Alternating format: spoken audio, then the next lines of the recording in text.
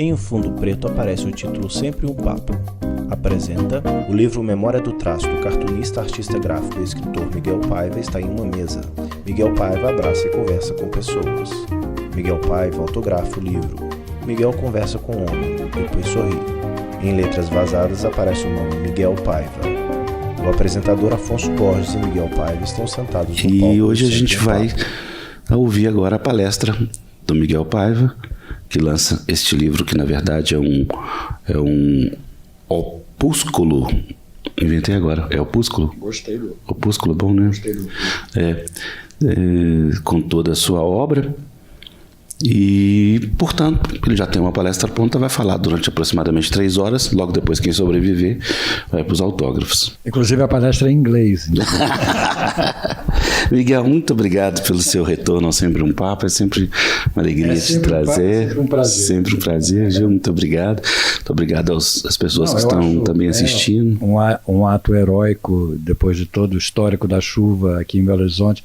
A chuva em São Paulo, anteontem ou ontem, né? O livro está sobre a mesa no meio dos dois. Rio também. Hoje amanheceu lá também terrível, né? Chovendo muito. Então eu estava com medo e eu não consegui chegar aqui, entendeu? Muito menos vocês, entendeu? Eu era um principal interessado, mas eu fiquei preocupado. Uma senhora observa atentamente. Condições de chegar, mas cheguei, é sempre um prazer. Enfim, eu não tenho palestra pronta nenhuma. Ah, não, juro. Eu fiz esse livro, a ideia nasceu há mais de quase 10 anos atrás, uns 8 anos atrás. Eu queria fazer uma exposição comemorando, estava chegando aos 50 anos de profissão. Então eu queria fazer uma exposição, alguma coisa, porque as pessoas me conheceram muito em cima de 2 personagens, era Radical Chic, o Gatão, ficava sempre, não imaginava que eu já tivesse feito tanta coisa. E realmente eu fiz muita coisa. E fazendo o livro é que eu me dei conta disso. Acabei desistindo de fazer a exposição, porque a exposição ia sair muito caro, ia ter que ter patrocinador e uma série de coisas, e ia dar um trabalho danado, e eu acho que o livro acabou cumprindo esse meu desejo de uma maneira melhor. Eu fiz junto com meu filho, um dos meus filhos, eu tenho 3 filhos, eu fiz com o meu filho do meio, o Vitor, que é jornalista também, é poeta, é escritor. E nós nos sentamos um dia e eu comecei a contar para ele a minha história. E me surpreendi porque ele sabia muito mais do que eu imaginava, entendeu? Inclusive sabia de coisas que eu não lembrava, entendeu? E ele lembrava por ter lido, por ter se informado, enfim, por ter criado um conteúdo, né, sobre a minha vida. E nós fizemos várias entrevistas, foram horas e horas e horas eu gravando a minha vida. Foi muito interessante essa volta ao passado, né? Essa você contar e ao mesmo tempo ouvir, né, sobre a sua vida. É uma coisa que eu às vezes parava e não acreditava, entendeu? E consultava o Vitor e dizia, mas isso foi assim mesmo? Ele dizia, não foi assim mesmo.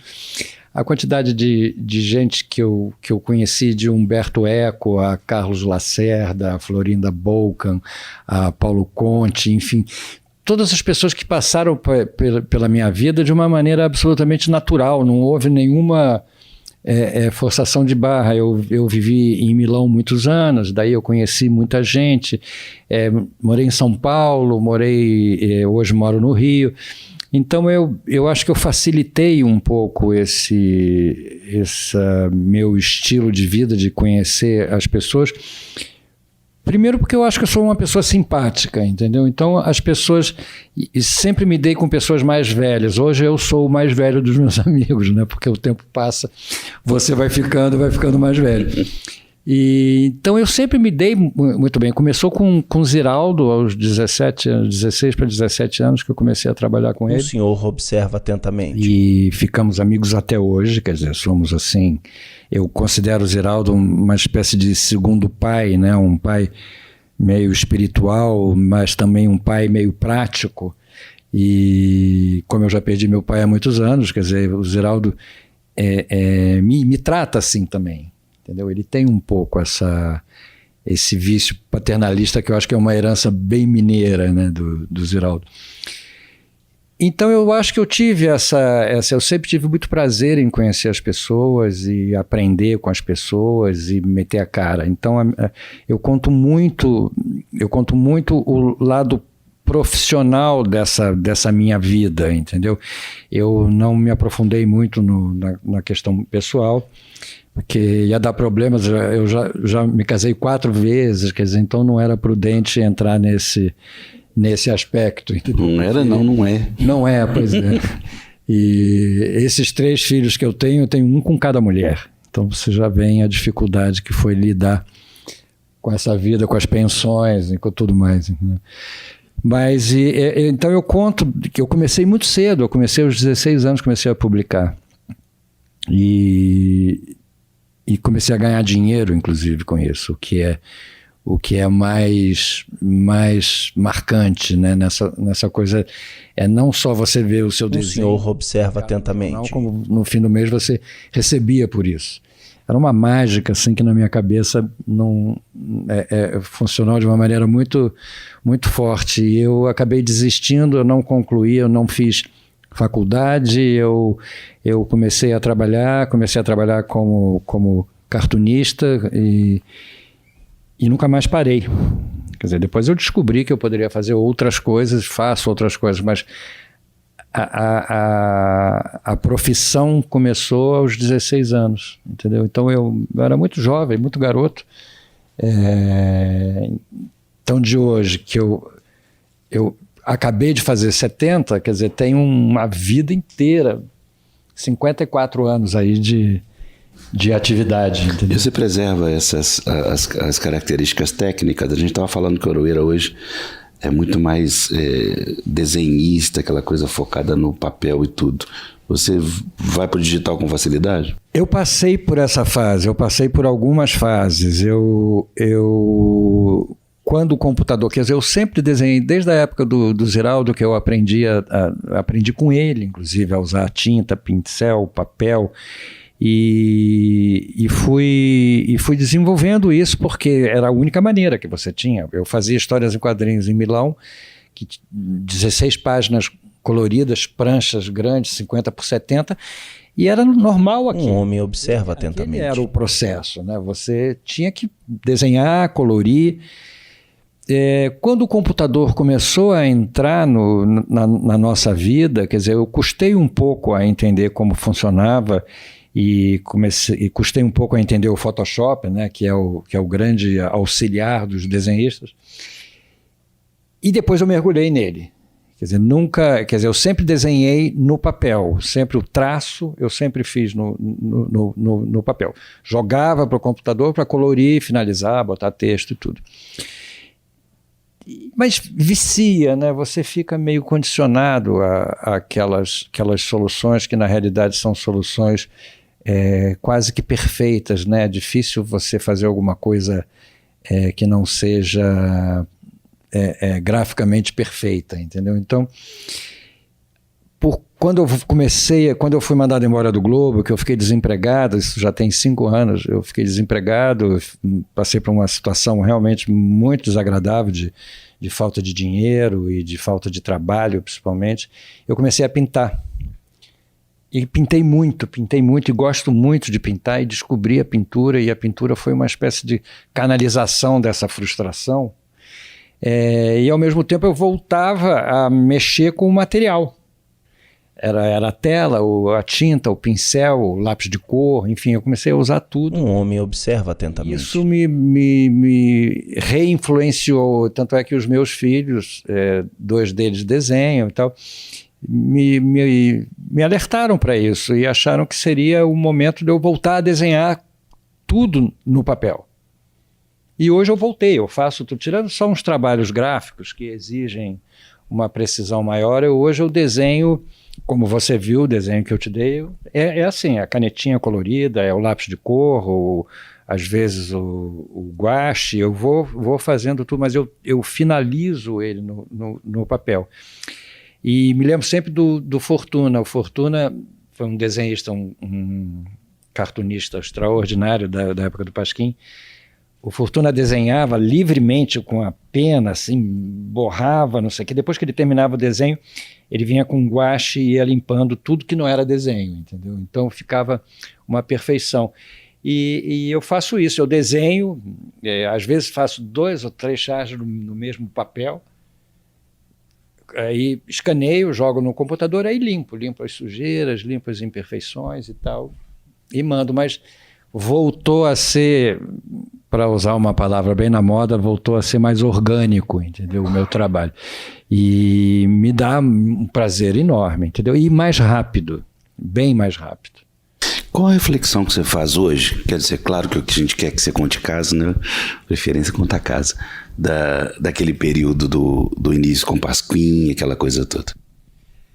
Olha, eu acho que foi determinante não só na minha vida, mas na vida de todas as pessoas que participaram e determinante na história da imprensa brasileira e na história política do Brasil. Entendeu? Eu acho que o Pasquim foi uma contingência feliz, né, de ter acontecido, de ter nascido assim, de uma maneira nem tão pretensiosa, nasceu de uma maneira descontraída. Os jornalistas, os cartunistas, jornalistas queriam um lugar para escrever. A plateia observa. Tinha tido uma primeira ideia, o Sérgio Porto, o Stanislau Ponte Preta, tinha uma revista chamada Carapuça, e ele queria que o Tarso assumisse e aumentasse o tamanho da revista, aumentasse a penetração. Acabou que ele morreu. E eu acho que menos de um ano depois, o Tarso reuniu as pessoas, o Sérgio Cabral, o Ziraldo, Milor, tudo mais, e lançaram o Pasquim sem essa pretensão, né? Porque as boas coisas são aquelas que a gente percebe depois que fez, né? E o Pasquim foi esse fenômeno. Eu era o mais jovem do Pasquim, como eu contei antes, durante muitos anos eu fui o mais jovem, e eu entrei, tinha 6 meses de vida. Como é que era o rito? Me interessa o dia a dia.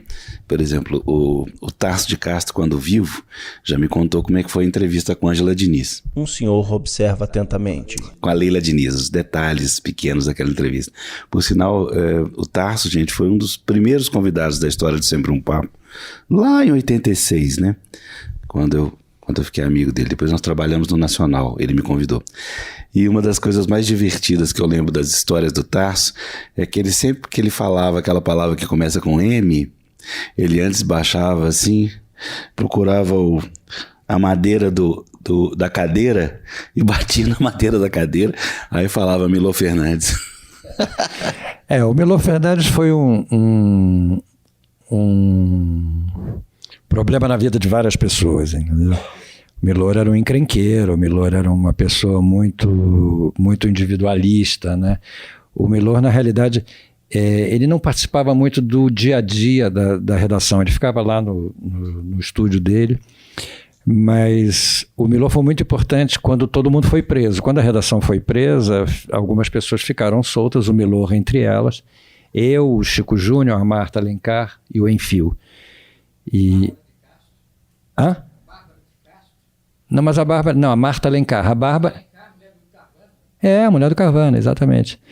Que é grande amiga até hoje, a gente se encontra com bastante frequência.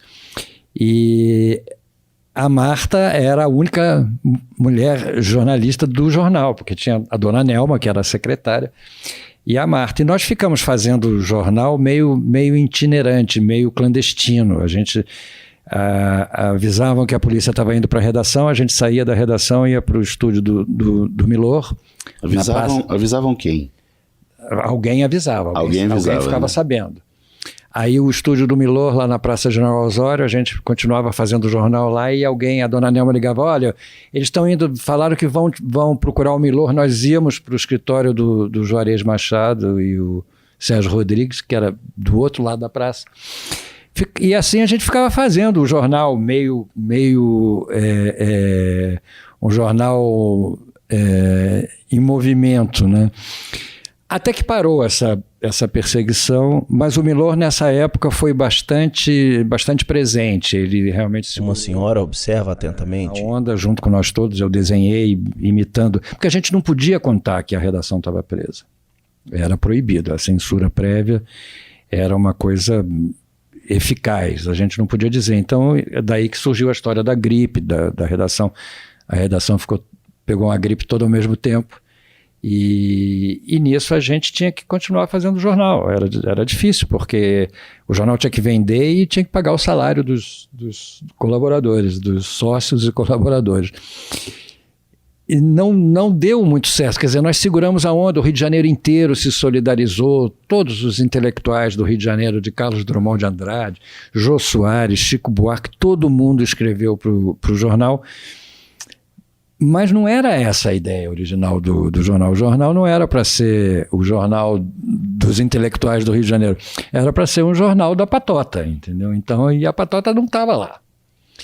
E tinha essa mágica de fazer um jornal sem saber como fazer. Era um resultado absolutamente espontâneo das loucuras de cada um. Tinha uns menos loucos, outros mais loucos.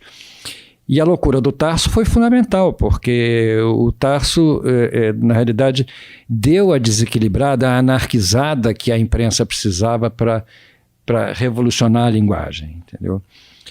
Porque senão seria só mais um cartunista, seria mais um escritor brilhante, seria mais mas não teria essa desconstrução que o Tarso fez, que foi muito corajosa e que acabou gerando toda uma transformação de linguagem no Pasquim. Mas o dia a dia, você me perguntou, o dia a dia era muito engraçado, porque teve uma época que eu trabalhava na garagem, ainda na Clarice Índio do Brasil, que era a primeira sede do Pasquim, em Botafogo. Na garagem da casa trabalhava Sérgio Augusto, Ivan Lessa e eu. E o Ivan Lessa e o Sérgio Augusto escreviam muitas... e o Paulo Garcês ia fotografar as mulheres lá também.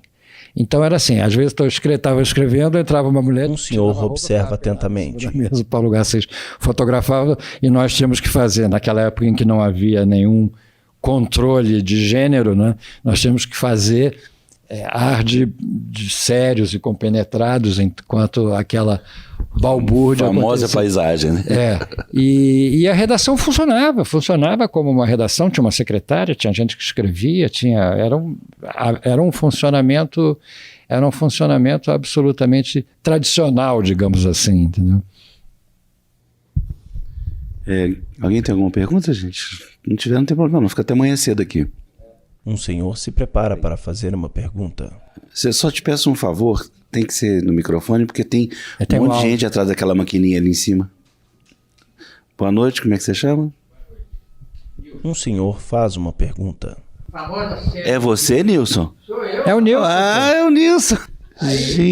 Aí tem a famosa cena na entrevista, se eu não me engano, com Flávio Cavalcante, que o Tarso levanta e dá um soco no Ziraldo. Você estava presente? Não, eu não estava. E antes já tinha a implicância do Milor com ele. Né? Como depois todo mundo fala, o Enfio brigar com os baianos. Não, quem implicou com os baianos foi o Milor primeiro. Né? Você estava presente nessa famosa... Contextualiza aí que eu perdi. Como é que o Pasquim começou a criticar os baianos, começou a criticar o Caetano. E que todo mundo atribui ao Enfio, que foi uma briga posterior. Mas numa fase que já tinha havido essa briga, do Tasso tinha saído, levou fortuna, a turma dele e tal. Não, houve um natural, né, que houvesse isso, né? Ninguém se entendia ali dentro daquele jornal. Não, e era lindo isso. Foi um milagre muito importante ter durado tanto tempo a redação inteira ali, entendeu? O pessoal, mesmo com as desavenças. Isso dava esse perfil tão eclético, né, que o jornal tinha. Mas as entrevistas eu participei de algumas.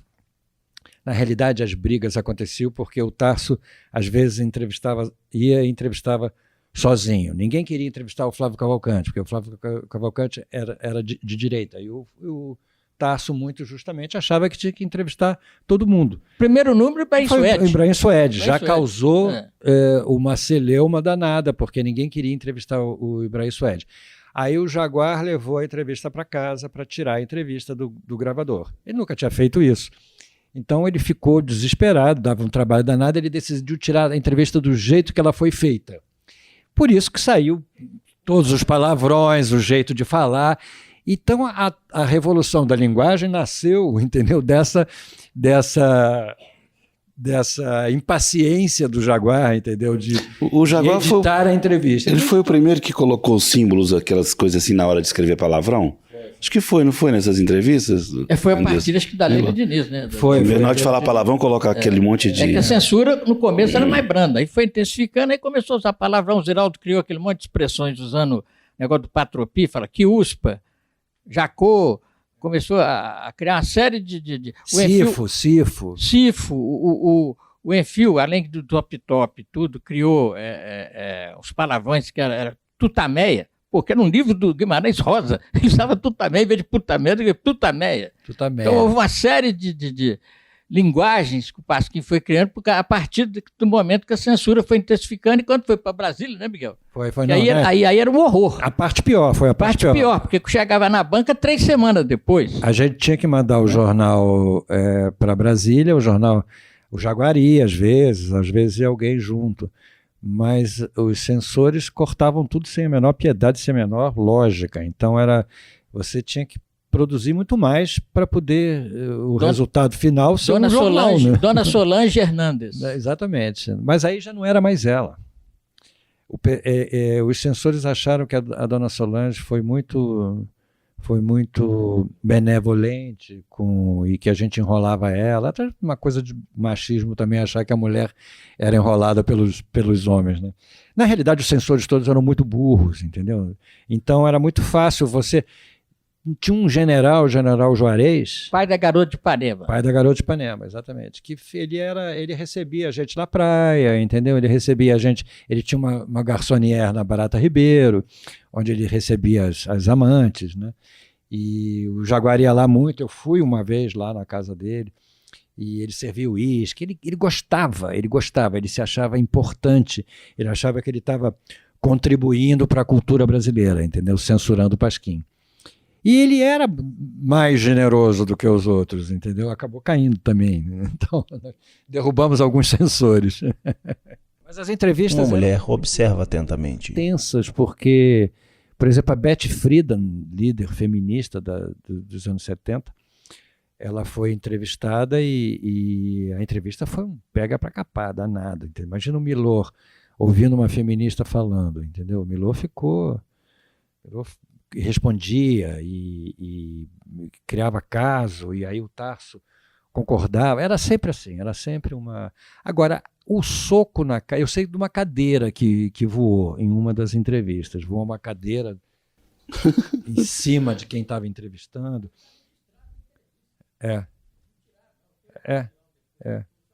Mas foi a do Flávio Cavalcante?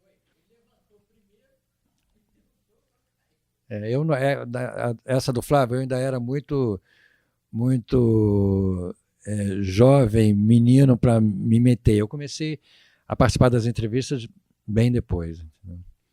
Depois eu fui para a Itália, né? Aí acabei me afastando, fui para a Itália em 74, quer dizer, então aí já peguei, já na fase, fui correspondente do Pasquim, fiz bastante coisa lá, mas aí já não peguei mais o dia a dia,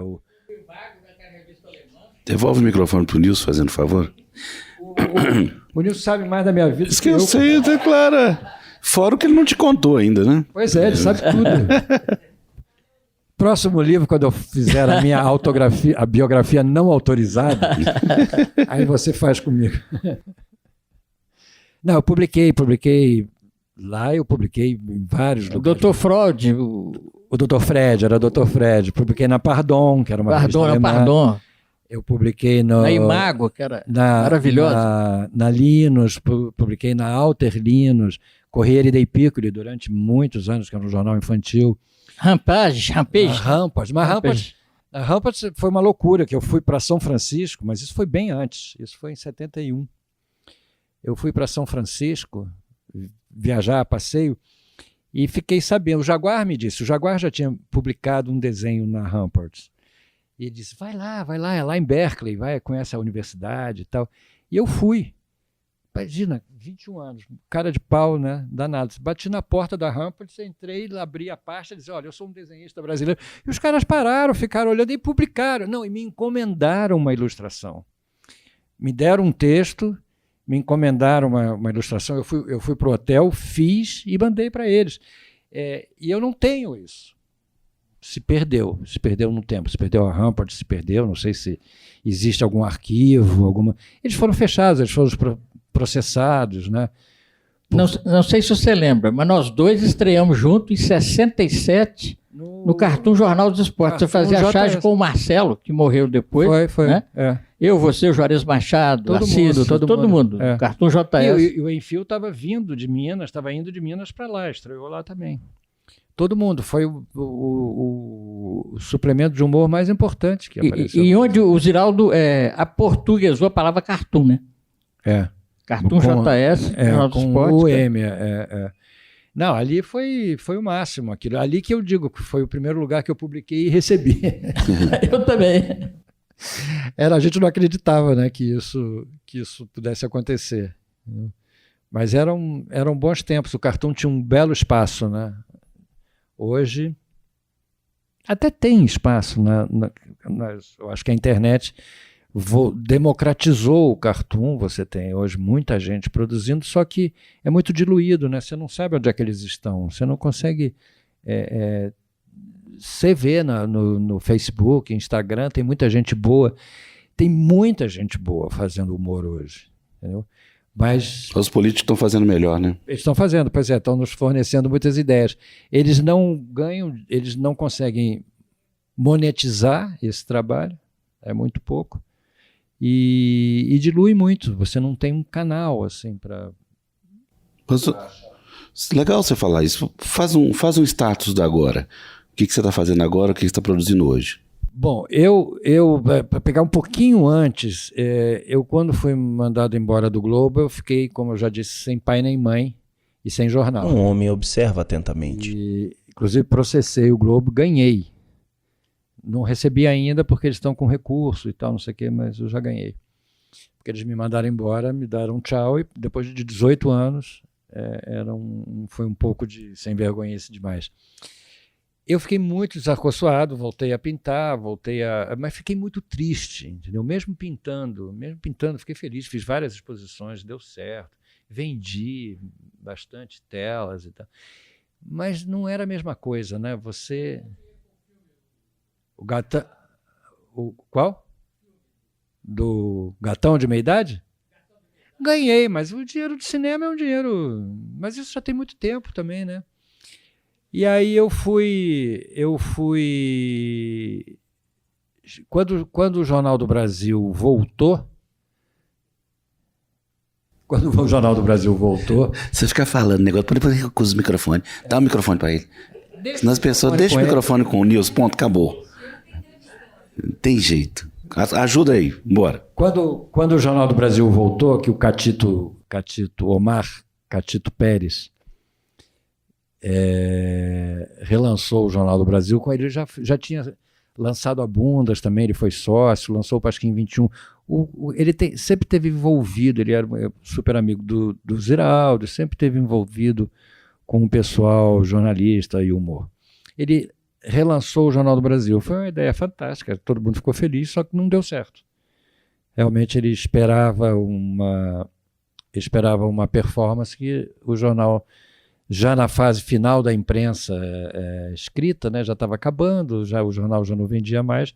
Eu fui para o Jornal do Brasil, foi ótimo, porque foi nessa fase que eu voltei a desenhar tudo colorido e tal, e fazendo direto no papel, e gostei de voltar a fazer charge, fazer cartoon. Mas aí o Jornal do Brasil, eu falei, mais uma que eu entro que não dá certo.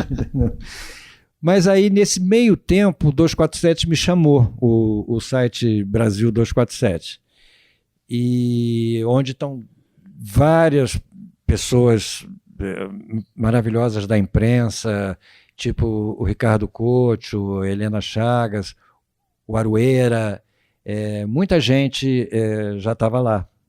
E eu fui.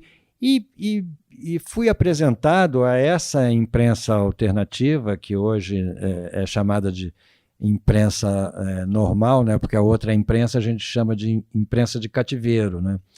Que são os grandes jornais, que estão muito, muito amarrados, né? a um compromisso que ninguém sabe muito bem qual é.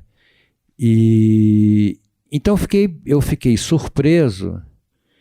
Para vocês terem ideia, o 247 tem um site, tem uma TV 247 no YouTube e tem as redes sociais. Ele tem mais de 80 milhões de visualizações por mês. Para vocês terem ideia, o YouTube do 247 tem 600 mil. Uma mulher observa atentamente. É uma dimensão que a gente não está acostumado. É claro que não são 600 pessoas que estão indo comprar um jornal, mas são 600 mil pessoas que, de uma forma ou de outra, passam pelo site. E há muitos anos eu não tinha uma gratificação tão grande do que eu faço, assim, em relação ao que eu faço. O meu trabalho, o reconhecimento, as pessoas gostam, as pessoas curtem, comentam. Então isso, para mim, me deu... Dinheiro é muito pouco, sempre. Porque dinheiro parece que é uma coisa que está saindo de moda, entendeu? A gente ainda precisa para viver, mas ninguém mais usa. A gente sai de trabalhar, não sai de moda não, né? Pois é. E até que dá para descolar uma graninha de vez em quando. Mas dinheiro não tem mais. Mas pelo menos o prazer de trabalhar, de criar, eu acho que eu reconquistei, pessoalmente. Estou realmente muito feliz de estar fazendo o que eu faço. E isso é muito bom. Eu faço uma charge por dia, faço 2 textos por semana, um programa por semana gravado.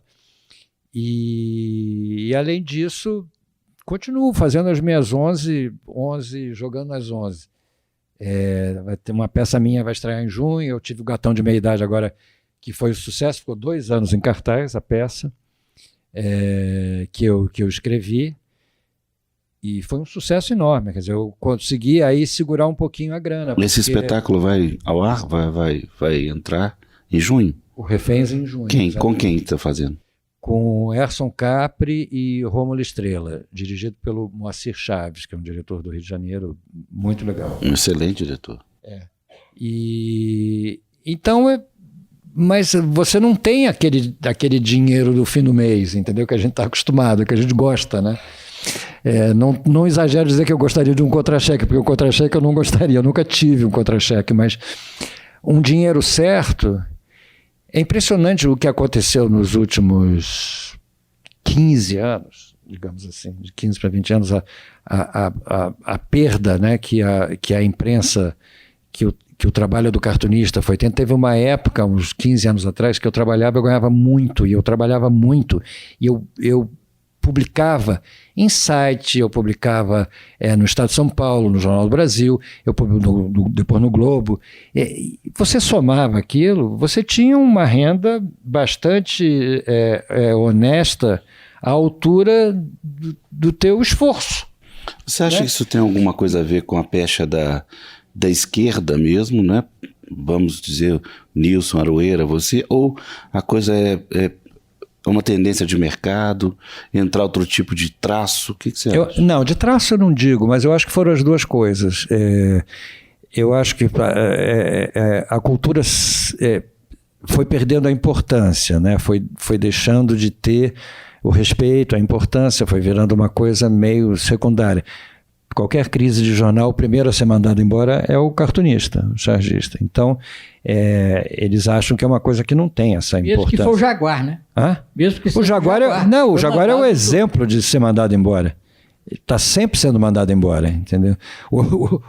O Aroeira é outro também, que está sempre mandando embora. Eu também. O Nilson sai embora antes de pois você vai ser nosso líder. Não é, Nilson? A última vez que eu publiquei na grande imprensa, do qual eu e o Lor, vários outros, estamos vetados, desde que o Cacete e Planeta implantou um humor de direita, o humor do sexo, droga, rock and roll, o Angelina Folha e tal, eu só publiquei na imprensa a última vez 10 anos atrás no Jornal do Brasil, onde o Giraldo fez o novo Pasquim com o Reinaldo Jardim, com todo mundo, né?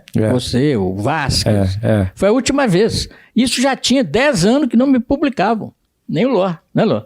Então, o Lor eu não vi mais. Não. Você parou de desenhar lá? O Nilson ainda vejo de vez em quando. O senhor se prepara para fazer uma pergunta. Na verdade, eu tenho um blog que eu publico dia sim, dia não, aproximadamente. Sim. E trabalhei, como eu sou médico também, você lembra? Nas horas vagas eu sou médico. Lembro disso, lembro. Então, eu acabei trabalhando muito para... O senhor faz uma pergunta. Tá. Fiz muito cartoon para medicina, trabalhei para entidades médicas, fiz muita cartilha didática para assuntos ligados à saúde, ao SUS, obesidade, etc. Tem um monte de... Eu não sou médico não, mas eu também fiz. O último jornal que eu trabalhei foi no Diário de São Paulo, que chamava Diário Popular. Sim. Fiquei lá 15 anos e o Paulo Caruso entrou no meu lugar. Foi a última vez que eu fiquei tendo um salário, digamos assim, regular como chargista. A partir daí tenho feito livros infantis e outras coisas, claro, continuo trabalhando, mas como chargista só no blog mesmo.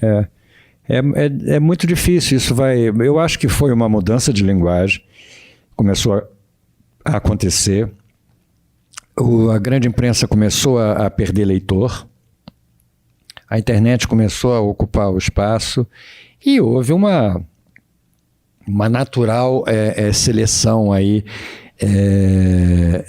do que era importante, né? Eu acho que nos últimos anos há uma segregação mesmo em termos ideológicos, entendeu? Mas naquela época não, eu não acho que fosse isso. Eu acho que era mesmo uma crise de mercado e as pessoas pararam de investir. Gente, teve uma época que eu fazia uma tira para o site do Banco do Brasil, fazia o Estado de São Paulo, fazia um suplemento de humor no Estado de São Paulo, que eu cheguei a publicar. Revista Cláudia, né?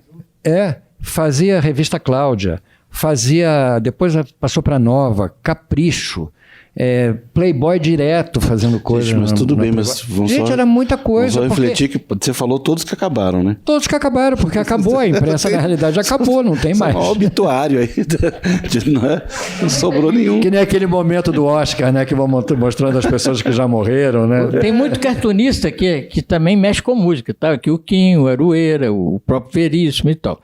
Mas até agora, ninguém virou dupla sertaneja, é o que eu saiba. Eu comecei como dupla, eu e Marcelo. Pois é. Foi a primeira dupla da história do cartoon. O Quinho tá aí? Cadê o Quinho? Estava aqui agora. Cadê ele? Que tu sentou do seu lado? O Duque. Foi o Quinho e o Duque, todos dois mexem com música. Todos mineiros, Todos dois mineiros. E o Duque, ele é o último moicano. O Duque é muito bom, gente. Eu e o Ló, cadê ele? Todos nós fazíamos charges todo dia. Às vezes fazia 5 charges, nem todas eram publicadas. Agora, você pega o jornal, tem 4, 5 cartunistas. Ouviu a gente xingando, né? Duque, fiz um elogio para você, queria que você voltasse. O Duque é o último moicano, ele continua fazendo charges todo dia, 3 charges por dia, não é isso? Sim. Boa noite, em primeiro lugar. Desculpa a correria, eu já chego atrasado, tumultuando. Prazer te conhecer, eu adoro o seu trabalho. Prazer é meu, igualmente. Bom, eu produzo atualmente 3 charges diárias, duas de políticas, né, assuntos sociais, e uma específica de esporte, né, de futebol. E então, assim, nas palestras que eu ainda dou, né, para escolas, eu costumo dizer que faço parte, na verdade, né, da última geração de chargista da forma com que a gente conhece, né? E é realmente um desafio, é algo que tem me... porque eu considero assim, que vocês fizeram... construíram, na verdade, a profissão de vocês como chargista dentro de um modelo. A minha geração, que aí está um pouco assim, a gente está tendo que mudar no meio do caminho, o que é um processo bastante... que traz para a gente um desafio. Porque assim, eu considero assim, que aquela geração aí de 25, 30 anos ainda tem uma determinada energia para poder descobrir coisas completamente novas. A gente já fez a metade do caminho, já está um pouco cansado, né? Mas assim, a gente se vê com essa responsabilidade com a gente mesmo de continuar construindo a nossa história, né? Um homem faz uma pergunta. E realmente é algo que tem trazido uma reflexão muito grande. Mas assim, eu peguei um assunto um pouco no meio, assim, mas em relação a essa questão financeira e a questão de como que a imprensa ela vai ser daqui para frente, o que me deixa um pouco tranquilo, não tranquilo, mas saber que tem muita gente também pensando nisso, muito à nossa frente, já pensando em como ganhar dinheiro numa nova realidade. Então, como se manter na verdade, né?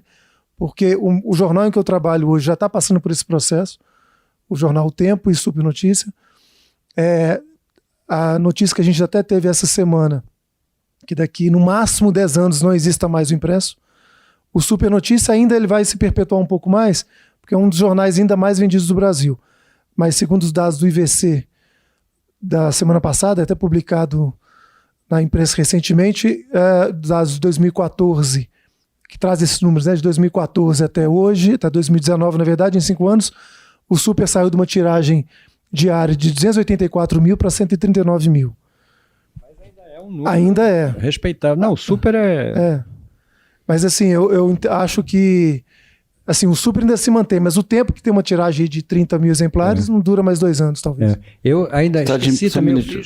Eu vi esse Estado de Minas está com quanto? 20? Não lembro. Mas o Globo tá por aí também, 30 mil, não tá passando disso. Me lembro que eu fiz charge esportiva também, pro Lance. Fiz bastante tempo. Mas você sabe que a impressão que me dá é que certos editores que não são donos do jornal, assim, têm essas veleidades ainda. Pô, vou botar um cartunista aqui, vai dar um prestígio, vai ser legal, vai ser engraçado. E aí esbarra com a realidade que, na realidade, o jornal não está vendendo, aí a primeira pessoa que eles cortam é justamente o cartunista, entendeu? Tive vários episódios assim. Mas eu acho, meu nome é Palma, sou casada com o Lor, sou artista plástica.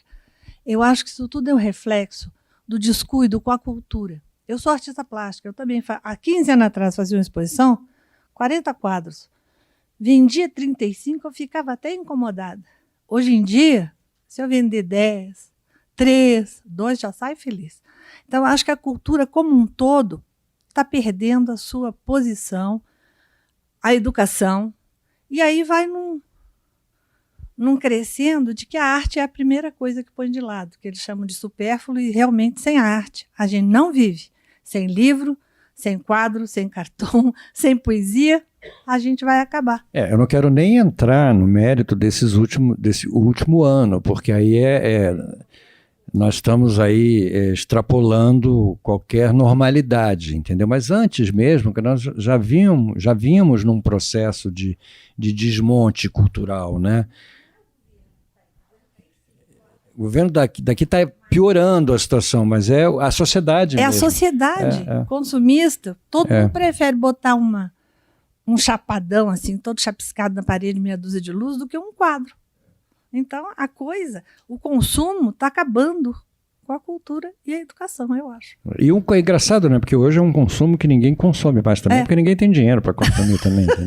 Não, tem gente que tem muito. Não, são poucos, cada vez menos, mas cada vez menos que tem cada vez mais. Deixa eu ver a capa aí, Chico. Deixa eu ver a capa. Maravilhosa. Esse é um amigo francês, um colega médico, também sou médico. O trabalho que eu faço de trazer uma tecnologia francesa para o Brasil, que é a escleroterapia com espuma, ele acha que é difícil vencer o sistema todo econômico, a tradição da cirurgia e a máquina, o poder econômico do laser e da radiofrequência. Falou, você é um sonhador, você é um Dom Quixote, que quer ensinar o cirurgião brasileiro a fazer a técnica de espuma, que é a técnica que faz justiça social, que é a técnica mais barata, né, e acessível para todo mundo. Ele falou, você é um Dom Quixote de la mousse. Eu contei para o Lora, ele gostou e fez isso aí. E o pessoal adora. Mas isso é um processo que a gente está vivendo porque nós estamos num caminho que eu não sei onde é que vai acabar. Entendeu? É um caminho que a gente não consegue deixar. E se a gente deixar, acabou. Então a gente tem que mesmo publicar livro, pintar quadro, fazer charge. E é isso, lógico, esse é o nosso papel. Né? Não vamos deixar o Nilson parar de desenhar. Os dois são médicos e eu sou hipocondríaco. Bom, então... E o Lor sempre carteou marra entre os cartunistas porque ele era médico. E entre os médicos porque ele era cartunista. Agora ele sempre se deu bem. Pois é. Agora você é cardiologista, não é? Não, ortopedista. Cardiologista. Ah, já foi cardiologista.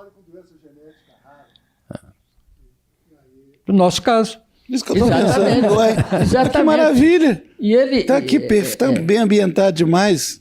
Eu tenho uma promessa de nunca deixar de divulgar o que eu vou falar aqui agora, que é o seguinte: eu trabalho com uma doença genética rara, porque eu e Thalma tivemos, uma das nossas filhas tem uma doença genética rara chamada neurofibromatose, e por causa disso, há 20 anos eu me dedico somente a essa doença. Nós temos um ambulatório no Hospital das Clínicas e a gente cuida de mais ou menos 1.500 famílias, né, que vêm do Brasil inteiro para consultar com a gente. Então, eu sempre faço por questão de registrar, porque as pessoas ouçam que existe uma doença rara e que existe um centro de referência aqui em Belo Horizonte. Só repete o nome da doença. Que se chama neurofibromatose. Né? Não, e criou também o departamento, como é que chama? De esforço físico?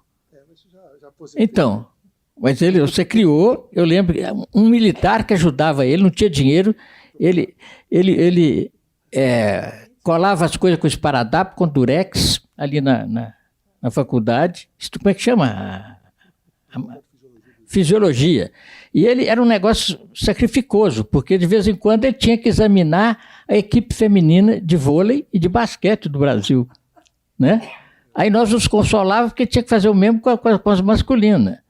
Então ele criou isso do nada, esse departamento lá já na época, na pior época que a gente estava no Pasquim, então ele fazia isso, e um aliado era esse militar, né? Incrível era isso. Você vê o que um cartunista tem que fazer para sobreviver. Pois né?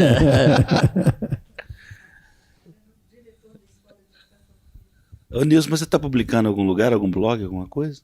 Não, atualmente eu sou o cartunista anônimo mais famoso de Belo Horizonte. Né? Eu e o Ló.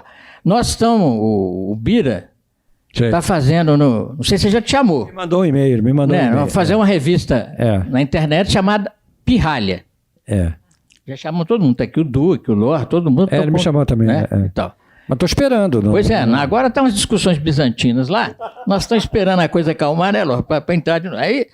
E aí já tem o material. Agora, como eu estou me dedicando muito à hipocondria, quando a saúde permite, eu estou usando desenho antigo, porque há um ano eu trabalhei 35 anos no sindicato, porque quando veio essa onda do humor alienado, da Folha, do sexo, droga, rock and roll, Cacete Planeta, essa coisa total, que a política não estava com nada, toda essa onda que tomou conta e que influenciou tudo, publicidade e tal, papapá. Nós já trabalhávamos, eu e o Loro, o Laerte, na imprensa sindical. E eu fiquei 35 anos do Sindialetro. E com as medidas do Temer, essas reformas, o sindicato praticamente quebrou. O sindicato mais ativo do Brasil, uma equipe de jornalistas que se manteve esse tempo todo, que defendia a CEMIG, que impedimos que ela fosse privatizada na época do Azeredo. E hoje o Zema não pode privatizá-la, nem a Copasa, porque graças ao sindicato, ao Sindialetro, que descobriu o que tinha sido feito a venda dos 13% da CEMIG, que até hoje não sabe onde foi parar. Nas Ilhas Caimã foi parar uma parte lá. Aí levamos para o Itamar, que encampou essa briga, brigou com o Fernando Henrique, mandou soldado para defender Furnas, que já estava aqui para privatizar a Copasa, e conseguimos, com o auxílio da esquerda aqui na Assembleia, uma PEC que vigora até hoje, que para privatizar a Copasa ou a CEMIG, tem que haver uma consulta popular, um referendo. Então, isso tudo... Depois o Zema não consegue, então. Por isso, ele não tem base na Assembleia. Para ele poder fazer o que ele está falando que vai fazer, que é privatizar a CEMIG e a Copasa, ele tem que primeiro invalidar essa PEC, que nós criamos com a ajuda do Itamar. O Itamar, quando ele começou, ele entrou, ganhamos aqui. A Carmen Lúcifer, na época, era juiz aqui, deu ganho de causa a ele. Não conseguiu recuperar os 13% que o Azeredo vendeu para Salterno, que não pagou, né? Com dinheiro nosso do BNDES, ou pior, com o Fundo de Amparo do Trabalhador, do FAT. Então, o Itamar foi na justiça, ganhou, veio o cônsul americano aqui, o Itamar bateu a porta na cara dele e falou, olha, não, o que é? Não é coisa privada, estão falando e vem aqui, vem defender. Não, nem recebeu o cara. Foi para nível federal, ganhou. Não conseguiu recuperar os 13%, mas tirou a Southern do comando da CEMIG. Então, isso tudo, quer dizer, é um trabalho onde o Cartoon, o jornal que a gente fazia lá semanal, que eu fiquei 35 anos fazendo, com o Temer veio com essa reforma que fez, quebrou o sindicato, quebrou os outros, demitiu todos os aposentados. Há um ano eu estou desempregado. Como eu tenho aposentadoria, então nós estamos vendo se for uma dupla sertaneja, né, ou não. Mas a saúde está controlada, né? Porque com 2 médicos do seu lado. Não, mas aí seria nepotismo, né? A doença dele não tem cura. A hipocondria não tem cura. Não tem cura. É uma doença incurável. Graças a Deus, né? Não, mas eu queria só voltar um pouquinho no Miguel e queria te agradecer a você em nome do Pasquim da época, porque antes de me tornar cartunista, pelas mãos do Ziraldo, que também achou que eu tinha algum talento para a coisa, eu durante muitos anos eu fui um leitor do Pasquim. E você não tem ideia, talvez, como você estava fazendo o Pasquim, você não tem ideia do que o Pasquim significava para nós pouquíssimos que nos opunhamos à ditadura. Porque, na verdade, se você se lembrar, e todos aqui mais velhos vão lembrar, a maioria da população apoiava a ditadura. Realmente, se hoje a gente acha que 32% apoia esse facínora que está aí, esse miliciano, né, isso é muita gente, naquela época era 70% ou mais apoiava sistematicamente. E o Pasquim, eu esperava o Pasquim diariamente, semanalmente, eu esperava diariamente pelo Pasquim, apesar dele ser semanal.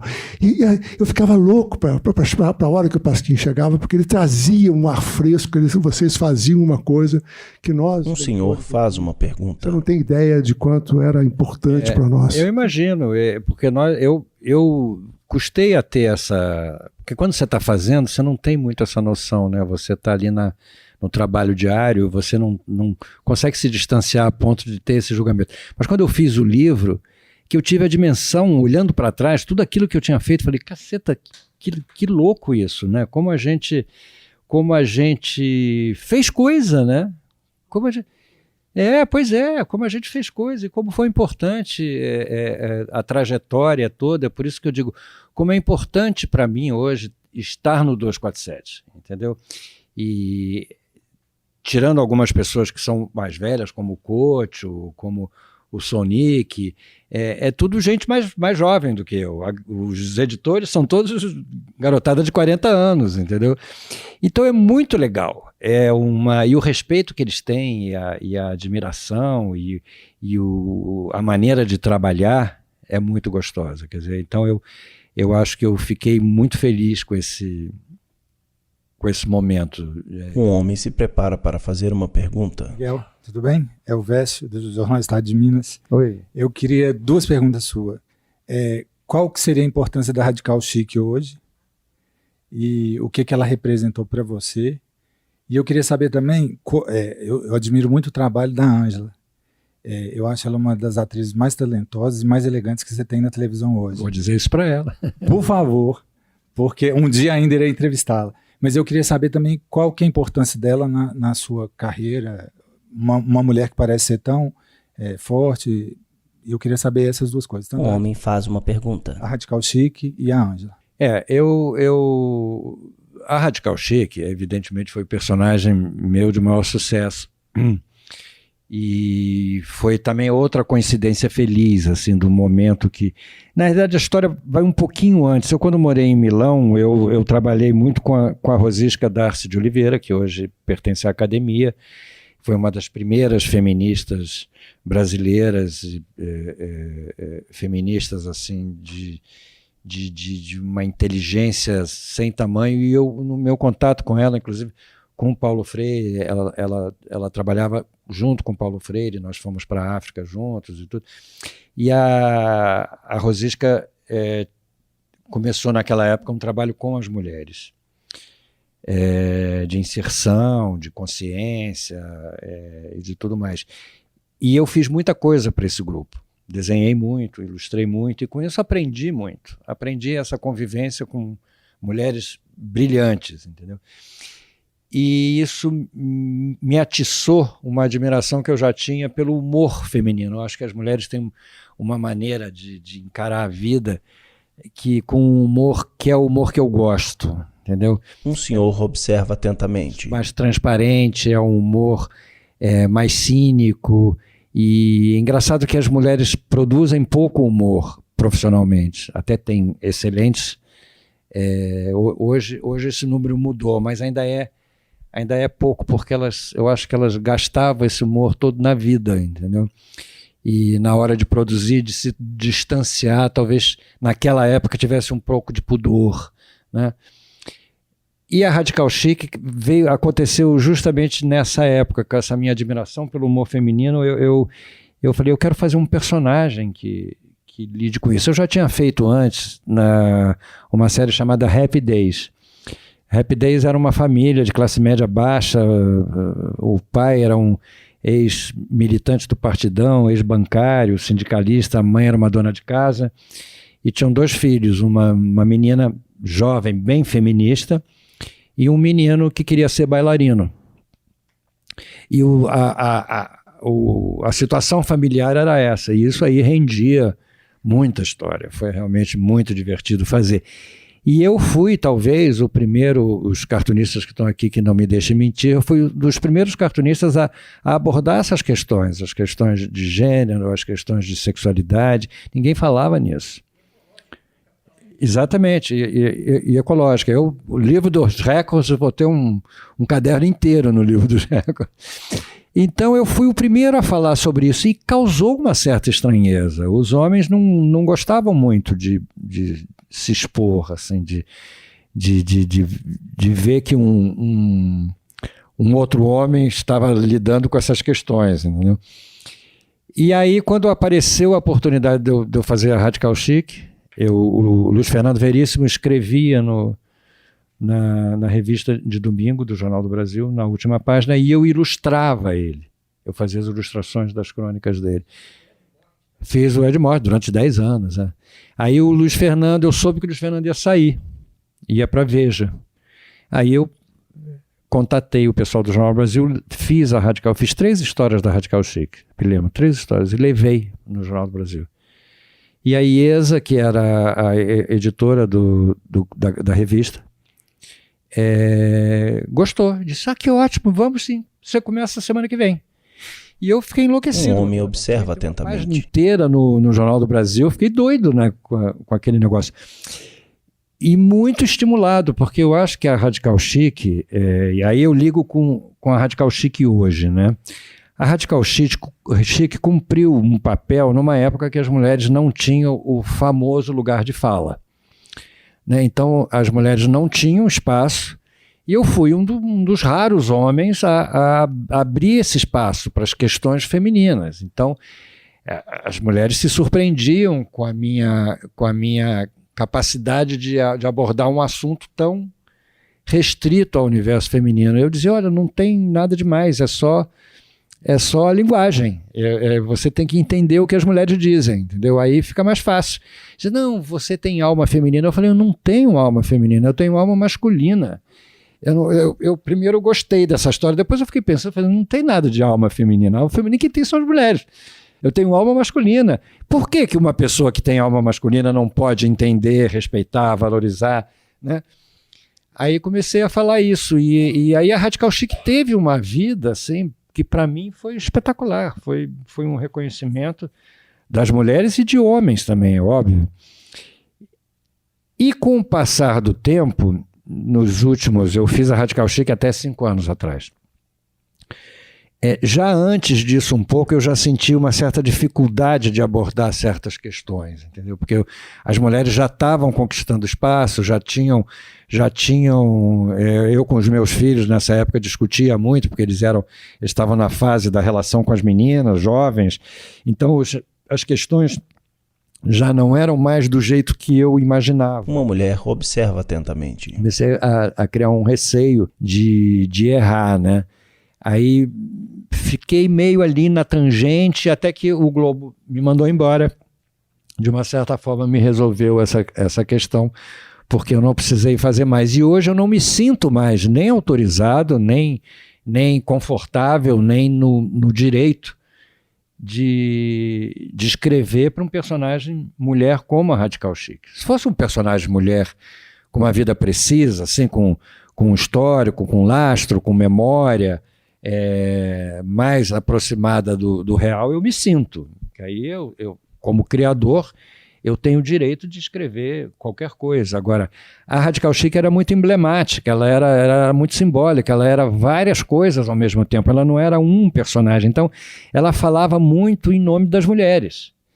E isso eu comecei a me retrair, e hoje não me arrependo. De vez em quando eu republico alguma coisa, eu e o Nilson, né, pego os cartões velhos lá, republico, quando é a ocasião.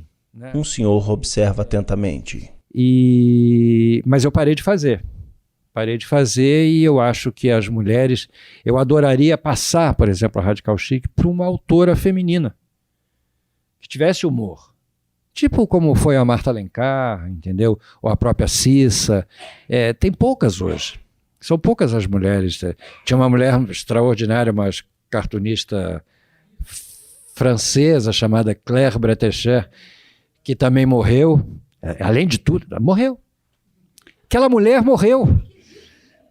Além de tudo, ela era linda, era uma das mulheres mais lindas do mundo. Pois é, exatamente. E era uma cartunista extraordinária, fazia história em quadrinho, era despudorada, tinha um humor... tinha um humor... Fez uma história da mulher que foi fazer inseminação artificial, congelou o óvulo foi botado numa vaca que foi para Israel, entendeu? As histórias dela eram completamente malucas, entendeu? Ela era extraordinária. Então são poucas. Eu adoraria passar a Radical Chic, assim, um gesto nobre, passar a Radical Chic para uma autora feminina. Se vocês souberem de alguma, me indiquem. E aí isso, na realidade, coincidiu com a Ângela também, quer dizer, a Ângela, eu já estou com ela há 18 anos. Um homem observa atentamente. Ontem, fez 18 anos que nós começamos a namorar, e foi uma mulher que mudou também, ajudou muito a essa compreensão do mundo feminino, do universo feminino. É uma artista para quem eu já escrevi uma peça para ela. E eu fico muito feliz de dividir com ela essas questões todas. Além disso, ela me deu um presente que foi valiosíssimo há uns 10 anos atrás, que é fundamental para esse livro. Há uns 10 anos atrás, ela, diante do caos que era o meu arquivo, né? Eu tinha mais de 10 mil desenhos, era 2 mapotecas daquelas enormes, mais 2 arquivos, com aquelas pastas, tudo, uma coisa fora, as outras coisas estavam fora, as revistas, os livros. Ela decidiu contratar uma pessoa especializada para organizar, catalogar e higienizar todo o meu material. Foi uma coisa realmente espetacular. Então, quando eu fiz o livro, eu já sabia onde ir. Estava tudo ali, porque grande parte desse livro não estava digitalizado. O digitalizado foi dos anos 2000 para cá. E nem tudo naquela época se digitalizava. Então o material estava todo em papel. Quer dizer, se transformar isso, digitalizar, fiz a seleção, o Vitor, aí o meu filho, foi super importante também nessa seleção. Mas a Ângela deu o start para esse trabalho. Tanto é que o livro é dedicado a ela. Uma mulher observa atentamente. A última história que você escreveu da Radical, você escreveu num dia qualquer e no outro você foi demitido, então não deu nem para você pensar. Então ela saiu do ar assim... Um homem faz uma pergunta. Eu não sabia, foi uma história... Não, lógico, eu estava fazendo não só a Radical, como o Gatão. E a Chiquinha eu já tinha parado antes. A Chiquinha era um personagem infantil que eu fazia para o Globo também, que eu adoro a Chiquinha. Eu acho que a Chiquinha é um personagem que eu curto muito. Eu tinha feito a Radical E nessa época eu ainda tinha o joelho bom, eu estava jogando tênis. E o celular tocou. Eu fui atender o Paulinho, que era um secretário de redação do Globo, de quem eu gosto muito. Ele falou: Miguel, você pode dar um pulo aqui no Globo? Eu falei: Paulinho, não precisa, Paulinho. Você vai me ligar essa hora, essa manhã de quarta-feira, para eu dar um pulo no Globo? Você vai me promover? A plateia sorri. Aí ele disse: não, é que eu fico sem graça. Eu falei: não fico sem graça, não. Não, porque a gente tá tendo que descontinuar, né? Descontinuar o trabalho. Eu, na hora, fiquei... A gente fica meio sem graça, né? De receber um telefonema desse. Eu disse: não se preocupe não, Paulinho. Não fique sem graça, tudo bem, deixa pra lá e tal. E aí eu comecei a me dar conta do que aquilo significava para mim, perder o Globo. E não pelo que o Globo significasse, não. Apesar de que naquela época o Globo ainda tinha uma imagem bastante preservada. Dos últimos anos para cá é que degringolou. E o que significava em termos da minha vida. Em termos do salário, entendeu? Eu ganhava bem. E foi um choque, assim, tremendo. Eu levei, eu acho que uns 6 meses para pensar no que eu ia fazer. E decidi processar o Globo. Porque eles me mandaram embora, porque tinha aquele esquema da pessoa jurídica, da pessoa física. Eu era pessoa jurídica, eles manipularam isso muito, transformaram o 13º, inseriram, para não ter nenhuma característica de pessoa física. Mas o meu advogado virou e disse: olha, não tem mais isso aí acabou, pode ser pessoa jurídica, pode ter... A relação é uma relação de vínculo de trabalho, não tem jeito. Como só conta 5 anos para trás... A plateia observa. Eu consegui ganhar.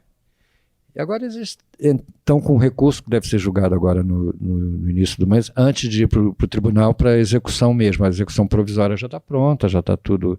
É uma espécie de poupança, né, que eu fiz nesses anos todos. Não é justo eu ter trabalhado 50 anos e sair com as mãos abanando. No Globo eu trabalhei 18, mas eu digo, 50 anos de trabalho nesse país... fazendo a mesma coisa, uma coisa que tem uma sua importância, né, cultural e tudo. Você é abandonado, você vê. O Aroeira é uma pessoa que passa por dificuldades enormes para sobreviver. O Nilson está aí desempregado. E outras pessoas, tantas, entendeu, que deram uma contribuição enorme, que trabalham e que têm capacidade ainda, força física, energia, capacidade intelectual de produzir. Estamos aí jogados às traças, entendeu? Gente que foi parar lá no Retiro dos Artistas, em Jacarepaguá, esse jornalista agora, o Sérgio Noronha, que morreu, esportivo. É uma loucura. Como é que um país trata os seus artistas desse jeito? Você lembra qual a data da última edição, dessa edição da Radical? Olha, eu acho que tem uns de 5 a 6 anos. 2015 que eu saí. Eu não sei exatamente se foi em janeiro, eu acho que foi em janeiro, porque foi perto do meu aniversário. O homem se prepara para fazer uma pergunta. Sim. Que belo presente de aniversário que eu tô ganhando. E a peça que você falou que você escreveu para a Ângela, qual que era? Era A Presença de Guedes.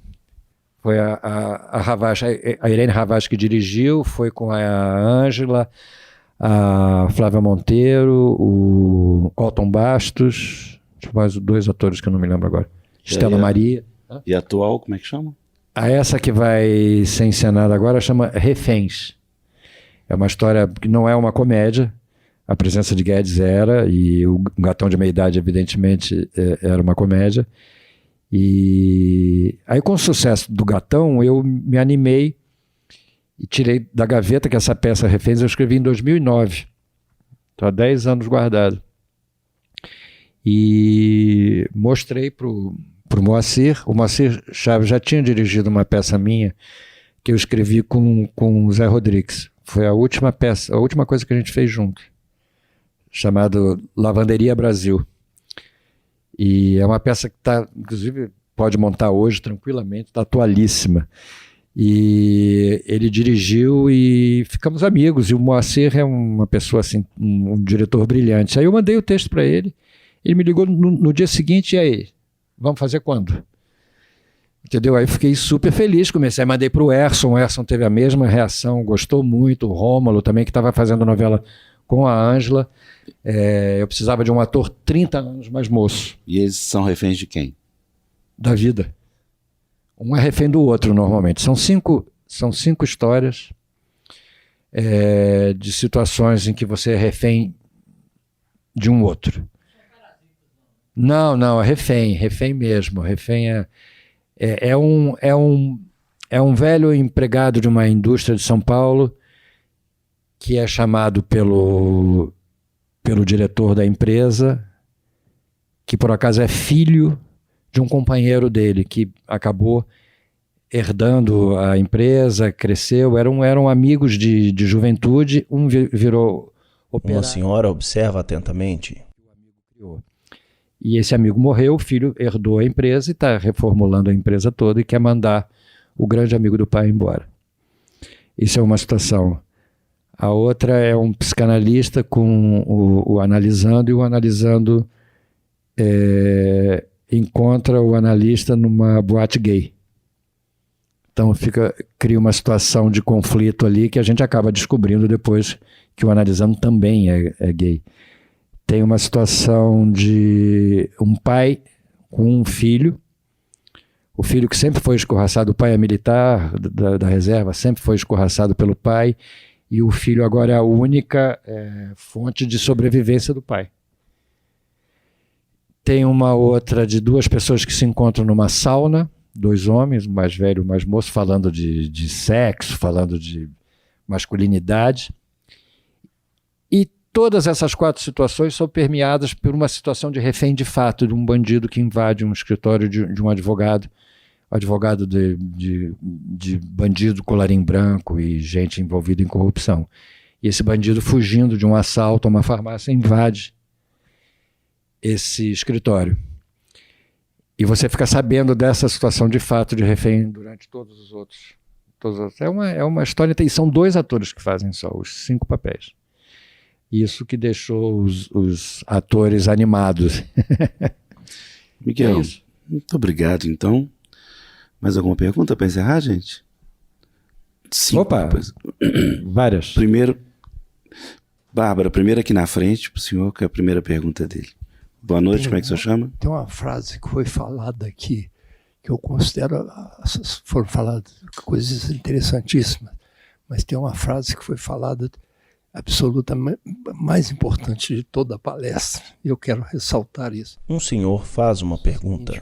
Usando Aristóteles, a verdade, bem o belo, é como se a verdade fosse o cérebro de Deus, o bem, o coração de Deus, e o belo, a face de Deus. Então aquela senhora ali falou, estou falando de senhora com respeito, falou que a gente não vive sem arte. Ela resumiu toda a nossa reunião, porque por trás de tudo aqui está a arte. Ela falou, a gente não vive sem arte. Eu pediria uma salva de palmas para ela.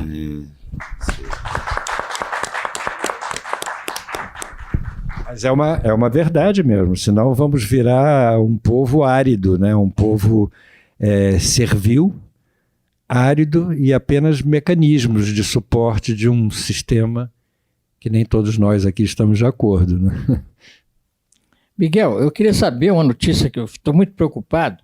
Como que anda a saúde do pai de todos nós, Ziraldo, velhinho maluquinho? Um senhor faz uma pergunta. Não, o Ziraldo, outro dia eu tive uma belíssima surpresa, eu estou em casa, toco o meu celular, eu pego, está escrito Ziraldo. Eu fiquei meio dividido, né, entre assustado e... Aí atendi o telefone e disse, Miguelzinho, assim mesmo, a voz dele é essa, né? Miguelzinho, e aí, tô aqui com um fotógrafo, o Rodolfo, não sei o que, ele quer falar com você, tem um projeto aqui que eu disse para ele que eu não quero fazer não, que eu não tenho mais saco para fazer essas coisas, eu tô muito preguiçoso. Então eu passei você para ele, você faz com ele. E eu falei, Ziraldo, mas você tá ótimo, tua voz tá maravilhosa. A plateia sorri. Que história é essa? Ele disse, não, não tô ótimo não, tô de saco cheio, tô com preguiça, mas voltou aquele velha agilidade, aquele velho espírito. Aí ele teve uma coisa muito séria, né? Terceiro, né, Vez? Um homem observa atentamente.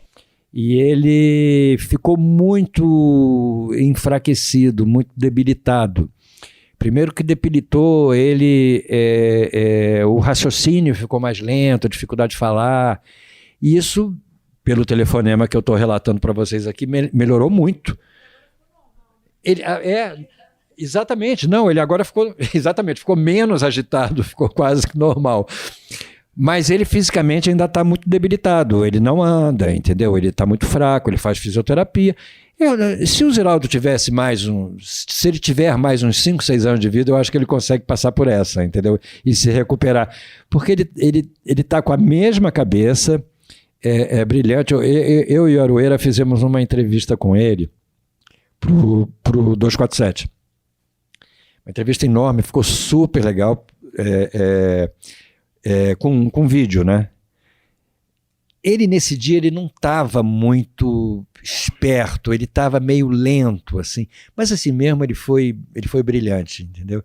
E como nós editamos a entrevista, deu para dar uma limpada nos momentos que ele hesitava. Ele perdeu essa hesitação. Perdeu, eu fiquei realmente surpreso com a... Então essa é a boa notícia, entendeu? E eu espero que ele consiga se recuperar. Um senhor observa atentamente. Ô Afonso, você topa lançar o Ziraldo para o Prêmio Nobel? É hora da literatura infantil ganhar. O Maeterlinck, do Pássaro Azul, ganhou. Eu falo, por que não pode a literatura infantil? Ele já ganhou o Hans Christian Andersen. É uma vergonha não ter ganho, né? Não, olha bem, você vai olhar no Nobel, um cara igual o Monteiro Lobato, o trabalho do Ziraldo, não só com os livros infantis, mas o trabalho de divulgação que fez na América Latina inteira, tem pouca coisa parecida. Então o Nobel está devendo isso à literatura infantil. E o Maeterlinck, Pássaro Azul, ganhou. Por que não, o Ziraldo? Você topa? Topado. Gente, muitíssimo obrigado. Miguel está disponível para os autógrafos. Afonso se levanta e bate palmas junto com a plateia. Entre títulos, sempre um papo em um fundo preto, com uma foto tirada no palco do convidado Miguel Paiva, o apresentador Afonso Borges e algumas pessoas da plateia.